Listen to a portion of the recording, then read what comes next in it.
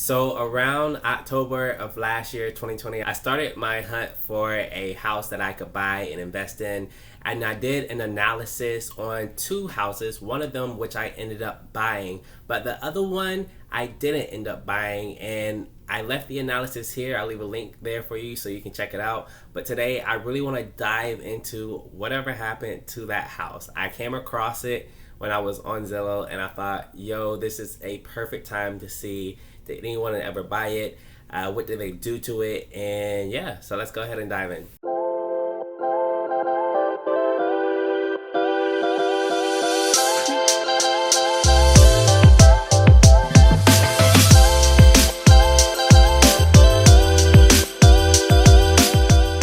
Alright, so we are going to go to Zillow to look at this house. Now, like I said before, this was one of the houses that I considered buying, but I ended up ultimately choosing a different option to go with. But it's always fun to see what you lost out on, what's happening with it. Now, I bought this house in Augusta, Georgia. I decided to buy this house here for a lot of well, not this house particularly. I decided to invest in Augusta, Georgia for a lot of different reasons. If you're curious about the reasons, I'm going to leave a link up above so that way you can check that out as well.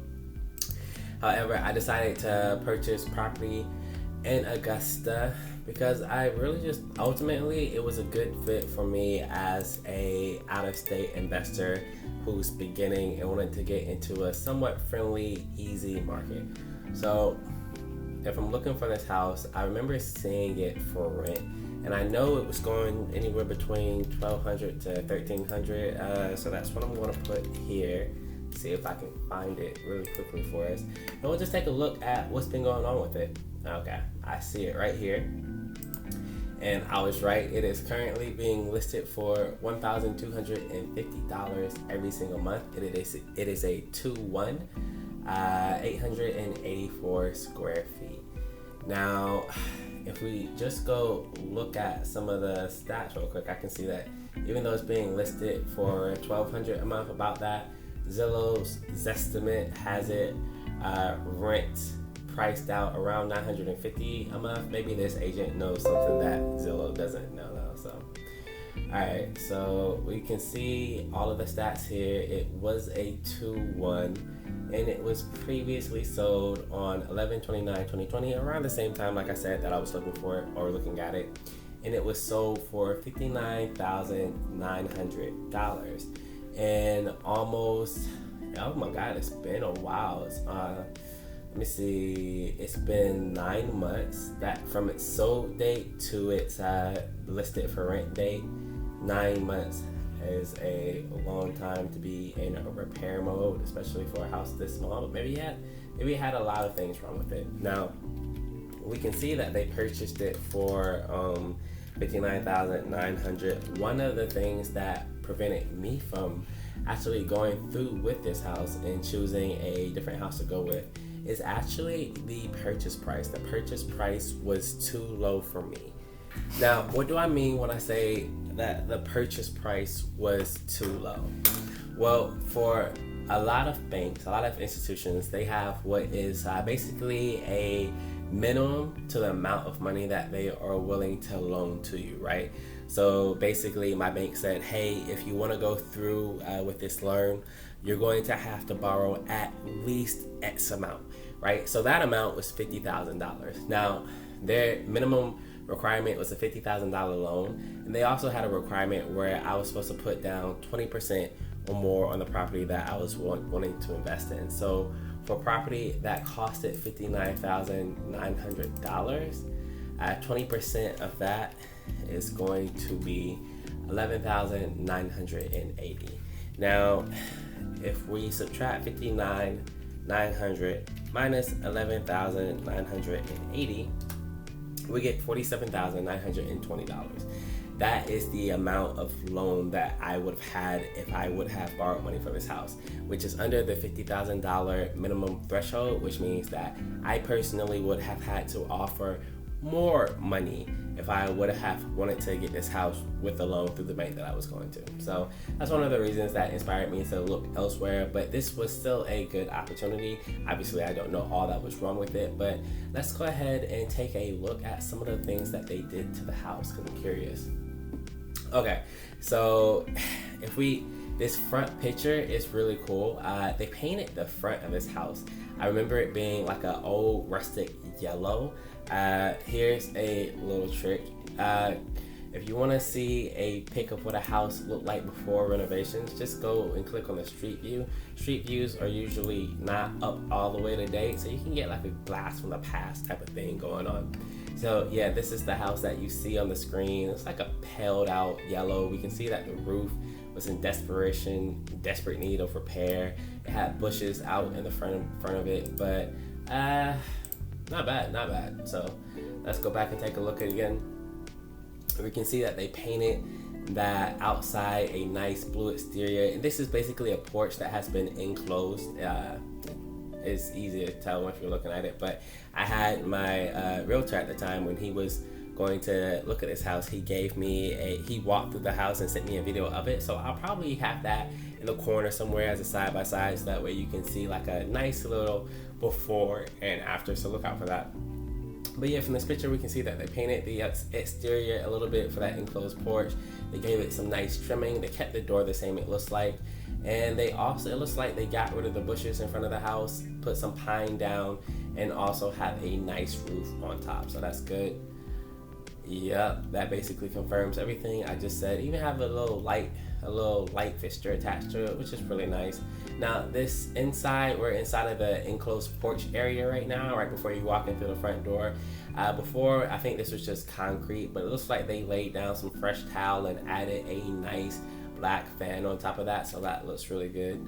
Okay, this is where the meat and potatoes. So inside they added brand new flooring. I can tell because this is nothing like what I had seen before, and you can see it on the video that I should have floating around the screen, but brand new flooring. And also they have stainless steel appliances, as they should for any rental that's going to be costing that amount of money. Now where you see where the fridge is, to the right of the fridge, where the dining table is, where the beam kind of is sitting in between, that used to be enclosed by a wall. So that used to be the third bedroom. At least they listed it as the third bedroom, but since the bedroom did not have a closet, then it didn't really count as a bedroom.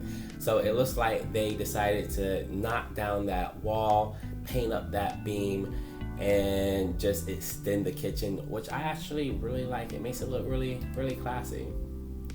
Alright, so it looks like they extended the hardwood floors all throughout the house. I like that. Nice touch. That's a weird place to put the TV, but to each their own. Okay, like I said, stainless steel appliances. We got the fridge, the dishwasher, the stove top with the ventilator. I like it all, honestly. I noticed there's a lack of cabinet space. It's kind of weird, but maybe they couldn't afford it or whatever. Doesn't matter. We're going to keep on pushing through. Yep, I like the stainless steel. This is all pretty cool. I wonder how much all of this costed them.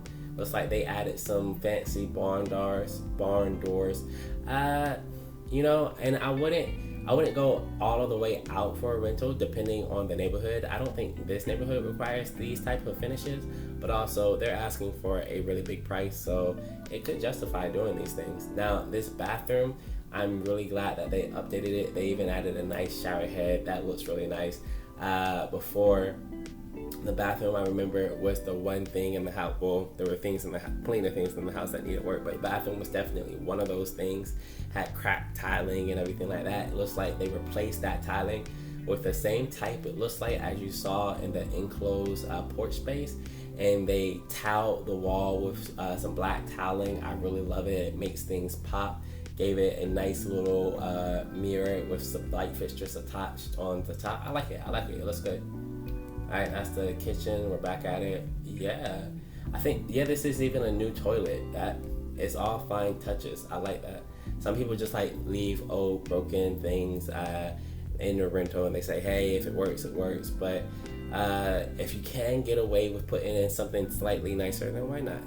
If someone's going to be staying in a place, you want them to be happy staying there.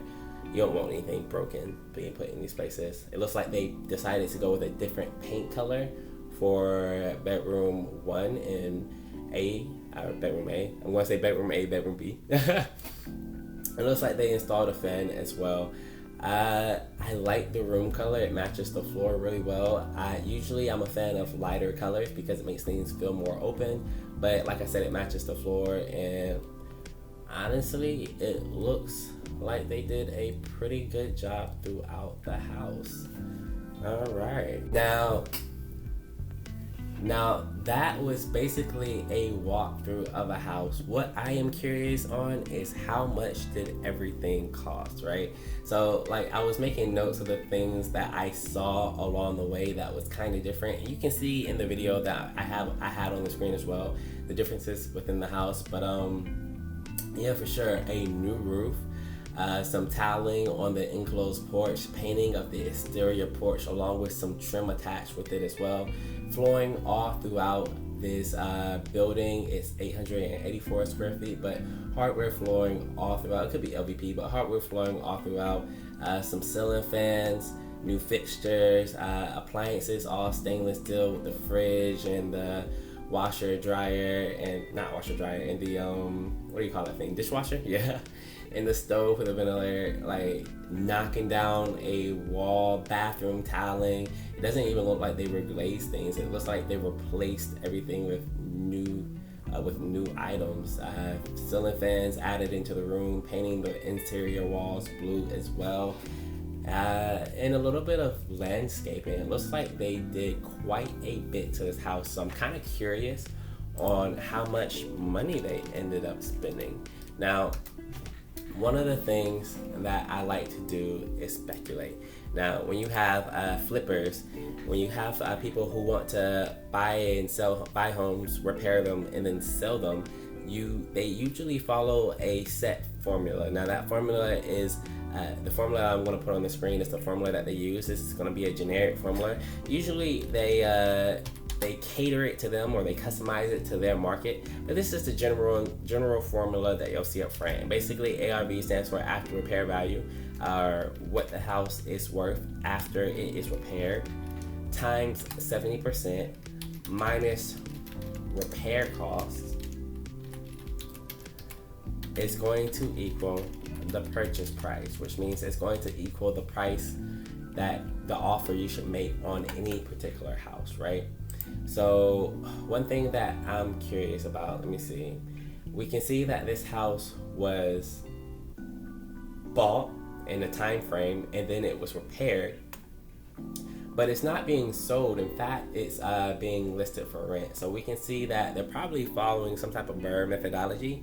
If you want to know more about BRRRR, I have a video up above. I'll link that in the description and also in the video itself, so that way you can click on it if you're watching from your laptop, or go into the description if you're watching this from your phone. But it looks like they're following the BRRRR methodology, since they're not posting it for sale, but instead they're listing it for rent. I'm curious on how much repairs might have cost them. Now, if I want to know the repair costs, what I can do is play around with these numbers that you see on the screen. But before I do that, let me go ahead and show you a clear example of what ARV is. So let's say the after repair value of a house, after we fix everything, let's say the house is worth $100,000, right? If we multiplied that by 70% and then subtracted the repair cost, let's say the repair cost is $20,000, then we're going to be left with a purchase price, or basically the offer we should make on a house. So 100,000 times 70% is going to be 70,000, minus 20,000 is going to be 50,000. So 50,000 is going to be the purchase price we should make on a house with a $100,000 after repair value. That's going to cost us $20,000 in repair. Now, for this particular house, I would like to speculate what the repair cost